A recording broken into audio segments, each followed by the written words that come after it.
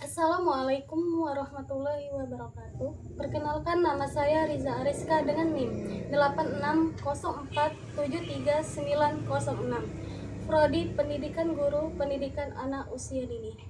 Baiklah, di sini saya akan menjelaskan tentang bagaimana filsafat ilmu mengawasi dan memperkuat eksistensi keilmiahan serta nilai-nilai dalam ilmu pendidikan. Di sini saya akan menjelaskan poin pertama. Filsafat ilmu berperan penting dalam mengawasi dan ilmu pendidikan melalui 3 aspek, yaitu ontologi, epistemologi, dan aksiologi. Yang pertama, memperkuat eksistensi ilmu pendidikan atau ontologi. Filsafat ilmu menjelaskan hakikat dan tujuan pendidikan, sehingga pendidikan diakui sebagai ilmu yang memiliki objek kajian, yaitu manusia dan proses yang berjalan. Yang kedua, memperkuat keilmiahan pendidikan atau epistemologi ialah filsafat ilmu yang membantu pendidikan berkembang secara ilmiah melalui metode penelitian, pengumpulan data, dan pemecahan masalah secara sistematis dan logis.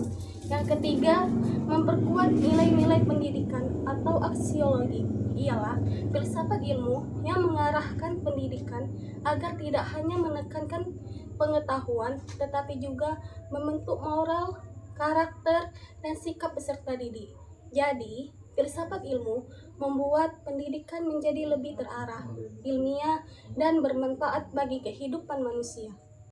Poin yang kedua, yaitu bagaimana pendidikan yang bermakna dan bernilai turut memperkuat perkembangan filsafat ilmu. Di sini, pendidikan yang bermakna dan bernilai dapat memperkuat perkembangan filsafat ilmu karena pendidikan membantu manusia berpikir kritis, logis, dan bijaksana dalam memahami ilmu pendidikan. Juga menanami nilai-nilai moral, etika, dan kemanusiaan, sehingga ilmu tidak hanya berkembang secara teori, tetapi juga bermanfaat bagi kehidupan masyarakat. Poin yang ketiga, mengapa filsafat ilmu dapat disebut sebagai pisau analisis, ontologi, epistemologi, dan aksiologi dalam membedah persoalan-persoalan pendidikan. Filsafat ilmu disebut sebagai pisau analisis karena mampu mengkaji persoalan pendidikan secara mendalam melalui 3 aspek, yaitu ontologi. Ontologi yaitu membahas hakikat dan objek pendidikan. Yang kedua, epistemologi. Epistemologi membahas cara memperoleh pengetahuan dan kebenaran dalam pendidikan. Yang ketiga, aksiologi. Aksiologi ialah membahas filsafat ilmu, membantu memahami, menilai, dan memecahkan masalah pendidikan secara logis dan sistematis. Poin yang keempat, contoh konkret penerapan filsafat dalam praktik pendidikan, misalnya dalam kebijakan kurikulum atau proses pembelajaran.